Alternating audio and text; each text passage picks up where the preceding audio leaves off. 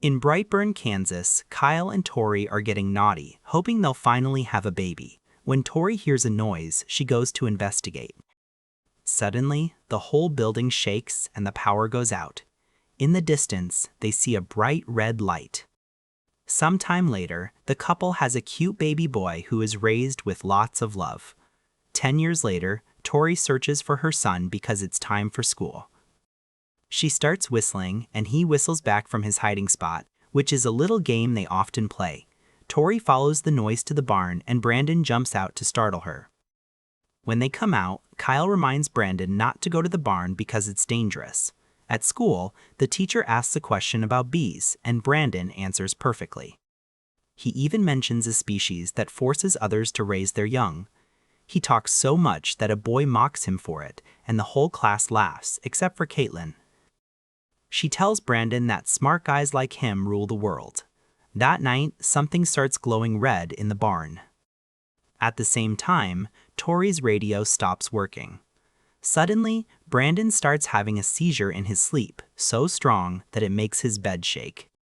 Tori thinks she hears a noise, but the seizure stops, so Tori goes back to painting. Brandon's eyes open, revealing their glowing red. He then opens the window and jumps, falling with a thud. Tori hears a noise again and goes outside to investigate, but she thinks it was just the swing. When she's about to leave, she feels something running behind her. As she walks through her drying laundry, she sees Brandon's back, but he quickly disappears. Tori decides to search the barn and finds him muttering strange words while shaking a chained hatch. She calls his name a few times, but he doesn't stop until she touches his shoulder. He's startled by her presence and clearly confused by being there. He even says he was hearing voices. Tori comforts him and claims it was sleepwalking. After Tori takes Brandon back to bed, the hatch in the barn glows again. When Kyle asks her what happened, Tori only says that Brandon was sleepwalking downstairs. The next day, Brandon tries to mow the lawn, but the mower won't start. Brandon gets so frustrated that he throws it across the yard without breaking a sweat. He's in shock at what he did, and he starts hearing the voices again. When he finds the mower, he touches the dangerously spinning blades, which breaks the machine but doesn't hurt him. For Brandon's birthday, the family takes him to a diner. Tori's sister, Marilee, is Brandon's school counselor, so she mentions what a genius he is, and her husband Noah gifts him a hunting rifle. However, Kyle thinks it's an inappropriate gift for a kid and takes it away. An angry Brandon demands his gift back and slams his fist on the table, causing all the arcade machines to turn off. Kyle announces that they aren't having dessert and they're going home. Brandon won't listen, so Kyle grabs his arm, but the kid won't move and the machines flicker again. Tori tells her son to listen to his father, and the family finally leaves while employee Erica watches them wearily. At home, the couple discusses how Brandon has changed, and Tori remembers they were rebellious as teens too. Her parents never cared, so she wants to be a better mother for her kid. Kyle thinks they should go camping on the weekend to relax. During breakfast, Brandon doesn't listen to his parents talking to him and just keeps eating. Kyle checks on him and finds him chewing his fork. When Kyle pulls it out, the fork is bent, and Brandon snaps out of it, confused by what he just did. Tori goes to Brandon's room to get his jacket and finds pictures hidden under his mattress. When Kyle joins her, they look at them together and notice several women in their underwear. They also see gross pictures of human organs, so they decide to talk to him later. While they're camping, Brandon tells Kyle about changes in the body and how they're natural to feel certain urges, but also that the important thing is to find someone to love. Brandon misunderstands what those urges are and wonders if he should start now, so Kyle ends the conversation. That night, a noise wakes Tori up and she discovers that Brandon is gone. Meanwhile, Caitlin is sleeping calmly, but she's awakened by her laptop suddenly playing a love song. She quickly closes it and returns to bed, but as soon as she turns around, the music starts playing again. This time, she puts some notebooks on top of the laptop after closing it. When the curtains move behind her, Caitlin yells to call her mom, and Brandon appears by the window. Soon, Erica bursts into the room and hugs her daughter before checking the curtains, but there's nobody there. Erica worries when Caitlin mentions Brandon's name. At the campsite, Kyle and Tori go looking for their son and find him standing in the middle of the woods. He claims he only left to pee. Later at school, Brandon starts designing a weird costume in his notebook. Tori tells Marilee about her son's weird behavior, but Marilee thinks it's normal puberty stuff. When Tori checks on him, she sees him drawing a weird symbol, which he immediately hides from her. That night, Kyle hears the chickens panicking in the coop. Thinking it's a wolf, he grabs a rifle and goes to investigate, only to find Brandon staring at the animals. At first, he doesn't respond, and when Kyle asks if he's okay, Brandon says, "I think so." Before going to bed, in the middle of the night, the chickens panic again. Kyle returns to the coop and finds them all dead.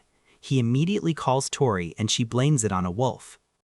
However, Kyle thinks Brandon did it because a wolf can't break the lock, but Tori thinks he's overreacting. At gym class, the kids play a game called Trust Circle, in which they push a kid around. During Brandon's turn, Caitlin refuses to touch him and lets him fall, causing everyone to laugh. The teacher asks Caitlin to help Brandon, but she says no and calls him a pervert. When the teacher threatens to fail her, Caitlin offers her hand, so Brandon squeezes it until he breaks it. At the police station, a furious Erica demands that Brandon be arrested.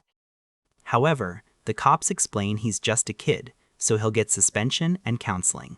Erica wonders if Brandon's real mother was a psycho, but Tori says she's the real mother and takes her family away. At home, Tori tells Kyle what happened in the barn. Kyle freaks out and points out that Brandon was never harmed by anything, but now he appears to be harming others. Meanwhile, Brandon keeps hearing the voices and translates the strange word to take. He goes to the barn and breaks the chain, so the red light takes over him. He has a seizure as he repeats the strange words. Seeing the light, Tori runs to the barn and finds Brandon floating. When she calls his name, the light disappears and he falls into the hole where a piece of metal hurts his hand. Tori goes down in the hole too and comforts her son while he asks who he is.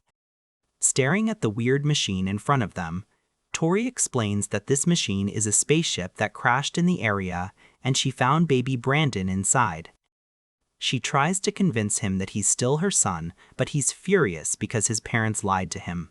He runs to the house and breaks a bunch of things before running outside. Under the rain, he finishes translating the message to take the world. His eyes glow before they shoot lasers. Minutes later, Caitlin is using her computer, but it suddenly stops working. When she closes it, she finds Brandon in her room. She cries in fear as he brings her flowers and promises that soon the whole world will know he's special.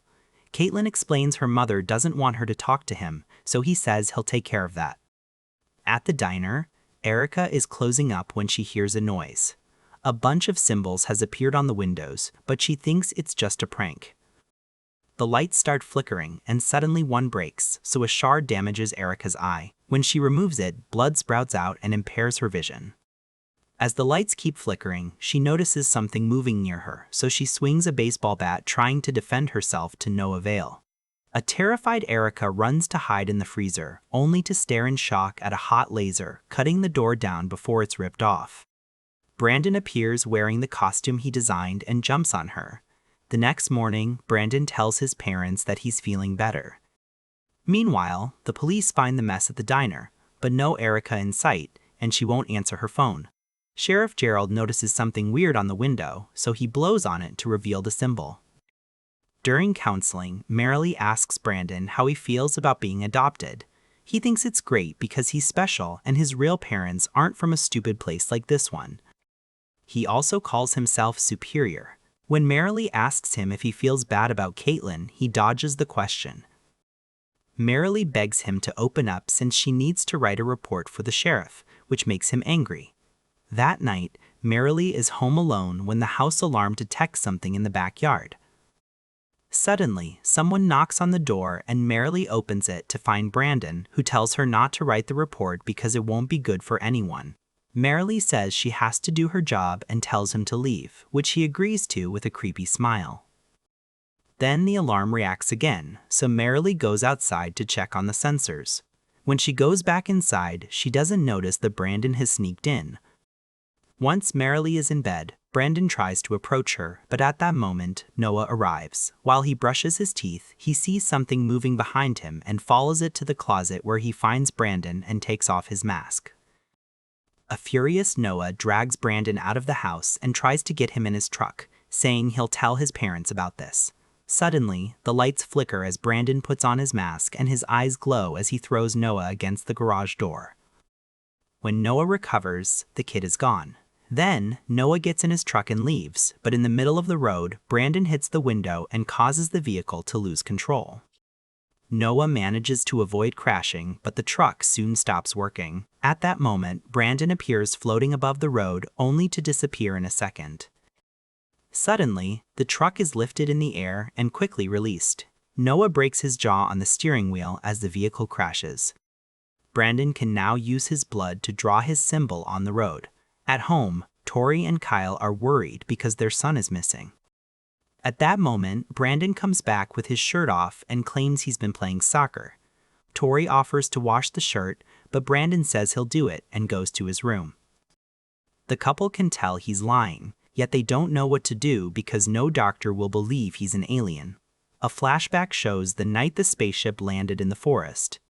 Kyle finds the bed empty, so he follows some noises into the woods where he discovers Tori holding a baby next to the mysterious machine.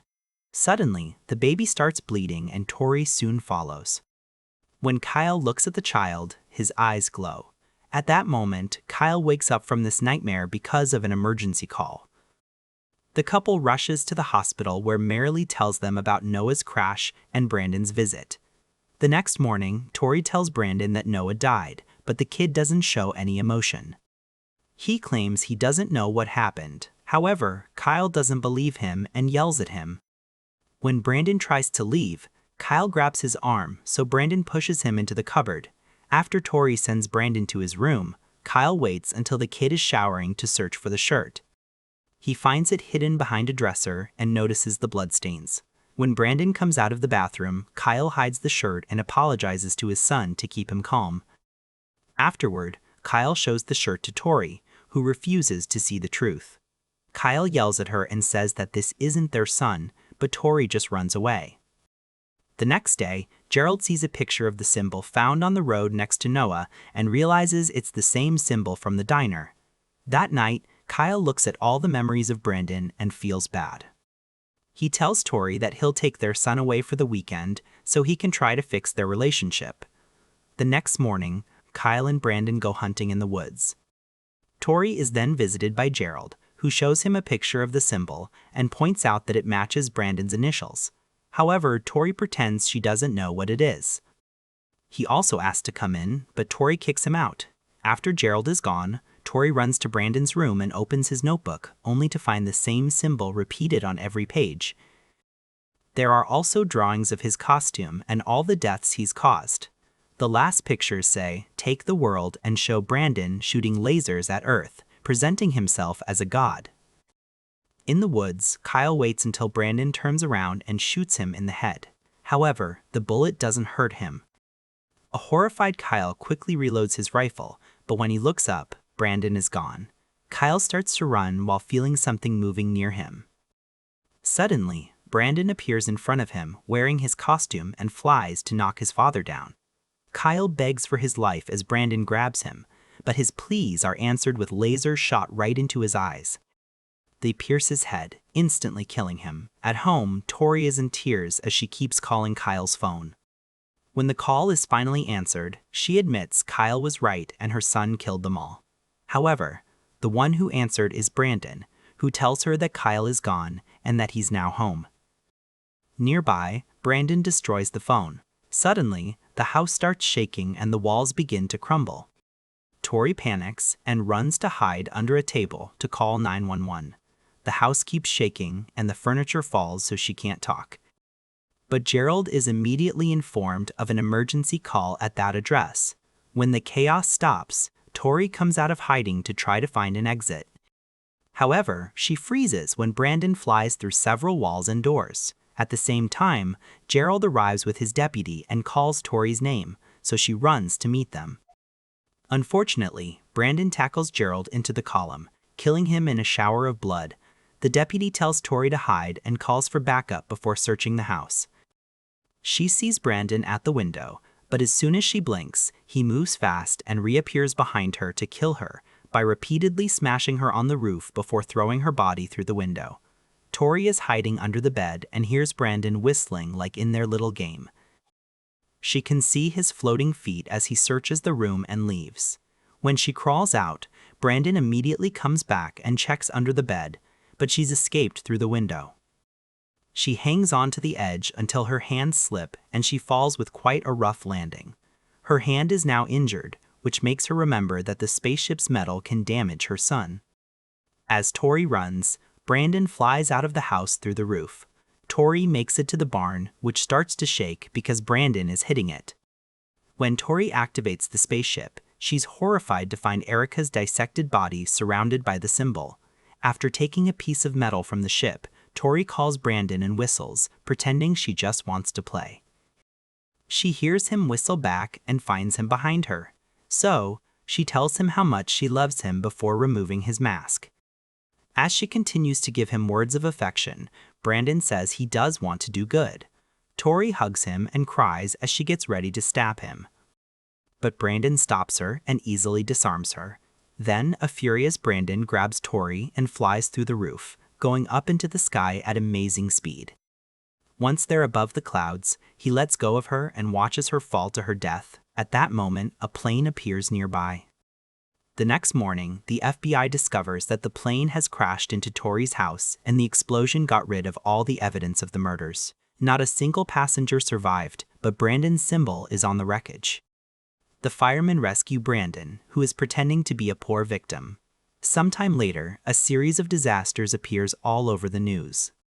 They don't know who is causing them, but Brandon's shadow is often seen fleeing the scene. He also burns his symbol on a big field, while a conspiracy guy on the internet warns humanity about aliens. Make sure to subscribe and turn on notifications so you can watch more videos like this. Thanks for watching.